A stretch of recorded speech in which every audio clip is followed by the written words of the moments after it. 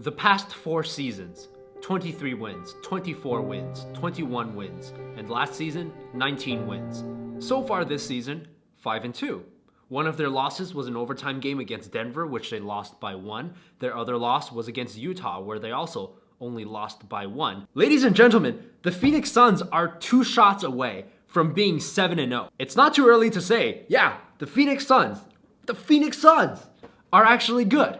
And barring major injuries, they have a decent shot at making the playoffs in the Western Conference. And I think the reason for their success, it's obvious. It's Aaron Baynes. Aaron Baynes is the only guy on this team with a championship. He just brought that winning mentality to Phoenix. The truth is, I'm only half joking. When DeAndre Ayton got suspended, Baynes was forced into the starting lineup, and Aaron Baynes has been an above-average starting center so far this season. That's how good he's been. He's averaging 15 and 6 on 25 minutes per game. He's got one of the ugliest shots I've ever seen, but he's also made 15 out of 31 three-pointers. He's second on the Suns in three-pointers made. So in this video, I went back and watched every possession of the fourth quarter game between the Suns and the Sixers. Now the Sixers were missing Joel Embiid, but the Suns were also missing DeAndre Ayton. And plus the Sixers are still a really good team without Embiid. So I figured that this was a game that was worth taking a closer look at. And I'm gonna use some examples from this game to illustrate larger points about how the Phoenix Suns have been so good this season so far. Before we get into it, a quick shout out to SeatGeek for sponsoring today's video. SeatGeek recently launched a new feature, which is the daily tap. Essentially every day you can go on the SeatGeek app, you can log in, and for free, just with a tap on your phone, you can enter a sort of lottery draw where every week they're giving away thousands of dollars worth in tickets and discounts. As always, you can use my promo code MDJ when you download SeatGeek and use it for the first time. Using my promo code MDJ will save you $20 off of your first purchase. So click the link down in the description below, or just go on the App Store and search up SeatGeek. Okay, obviously there's much more to the Suns' success than just Aaron Baynes, but I figure Aaron Baynes is a good place to start because he actually has made a very significant difference for the Suns team. And I'm not just talking about the stats. There's some stuff that he's done that doesn't even show up on the box score. One thing that I noticed watching how Aaron Baynes moves off the ball is that he's really good at positioning himself. Look at these plays here where Baynes is able to box out Horford almost like he's the one on defense. Now, both of these plays resulted in made shots, but the point is that if they missed, Baynes put himself in prime position to get an offensive rebound. His good positioning did in fact make a tangible difference late in the game on this Kelly Oubre drive, where Baynes seals off Al Horford with his inside positioning, clearing a lane for Oubre. And we've also mentioned the three-point shooting. Again, 50%, obviously not sustainable. And when Baynes gets contested, his shot is really bad, but the fact that the Sixers have to worry about his shot forces them to change the way they play defense. On this play, when Booker hooks it out to Baynes, Korkmaz has to contest, leaving Rubio for an open 3. The next player I want to highlight is Ricky Rubio, their biggest offseason acquisition. Now, I still think they overpaid for him. 3 years, $51 million. I just don't know what other team was going to offer him that amount of money. I just think the Suns were betting against themselves.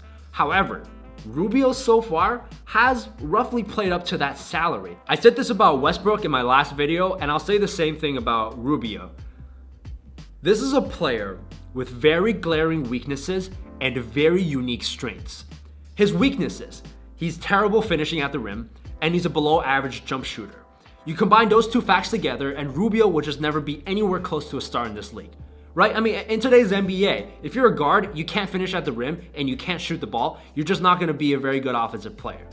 His strengths, however: phenomenal ball handler. Rubio is one of those point guards that seems to be able to keep his dribble alive through contact no matter what the defensive situation is.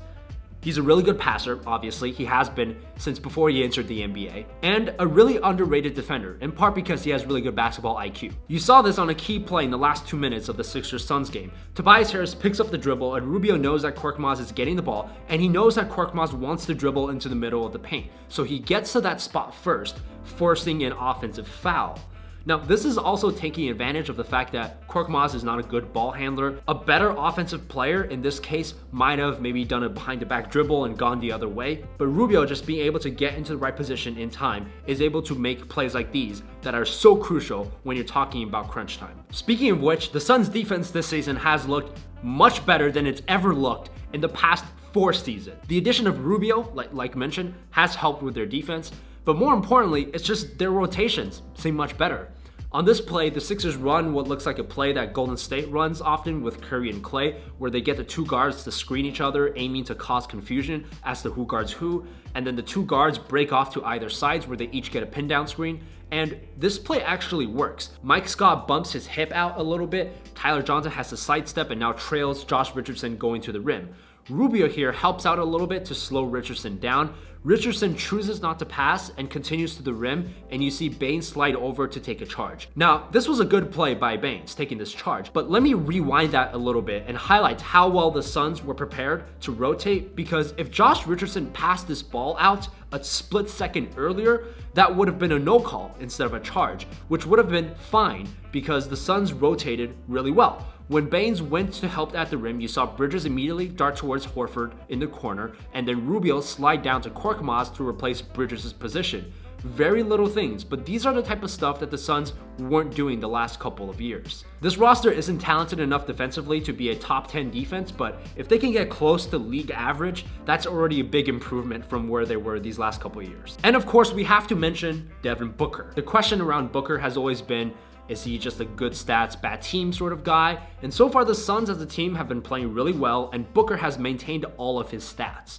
The funny thing is, Booker is known mostly as a jump shot guy, as a really good shooter, but we don't talk enough about how athletic he is. I noticed this especially on this drive. Notice the angle at which Booker plants his feet when he's driving towards the rim. The fact that he can jump off at this angle, lean his body back into Horford, and not fall down is actually kind of amazing, and maintaining his balance gave him a good chance at making this and one shot. I might make a video about this in the future, that in the NBA, when we think about athleticism, we focus often too much on things like vertical leap because they're so easily quantifiable, and we don't focus enough on things like body control, finishing through contact, your ability to stop and still maintain control of your body. Booker is not a phenomenal leaper, nor does he have great lateral agility, but he's got good balance, which is how, for example, he can make step back jumpers like these regular. Now, Booker still has ways to improve as a general playmaker. His basketball IQ is still lagging a little bit behind his incredible offensive talent. He's made some mistakes, like on this play where he attracts 2 defenders. Booker should really kick it out to Saric, who'd probably draw Ben Simmons, leaving Oubre for a wide open 3. And then, of course, if Ennis helps out on Oubre, then Rubio's open. Instead, Booker opts for a pull-up 3 fading to the right. He can make shots like these, but they're just not the best shot available. This is the type of stuff that I expect the coaching staff would point out to him during film study.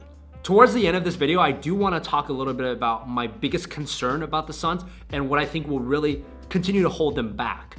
And that's that without Booker, their offense is still terrible. Watching the first 4 minutes of that fourth quarter when Booker sat was pretty rough. I mean, without Booker on the floor, the Suns resorted to a bunch of pull-up mid-range jumpers. Now, to Tyler Johnson's credit, he actually did make 2 of these type of shots, but the point is not that Tyler Johnson made them. The point is that these are bad shots, and over time, if this is what your offense is, then you're not going to go very far. So far this season, the Suns' offensive rating with Booker is 112.5, which would basically top 5, top 10 in the league.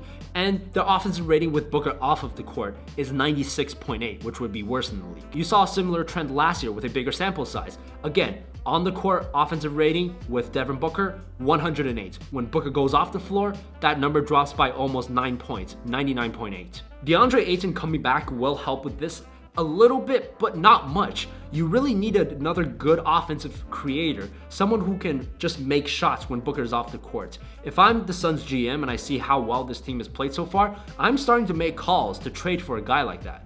And it doesn't have to be an all-star necessarily. Even a guy like Marcus Morris would be awesome. Great three-point shooter, the Suns need more wings, and Morris can also give you some buckets in isolation, maybe when he's posted up against smaller defenders when Booker is off the floor. Even while Golden State completely unravels, the Western Conference is still really competitive, so the Suns are by no means a lock for the playoffs, but they're gonna have a pretty good shot at making it. For me personally, I'm most excited to see what Devin Booker does when it actually matters. But anyways, that's what I got for you guys in this video. Aaron Baynes is the best center in the league.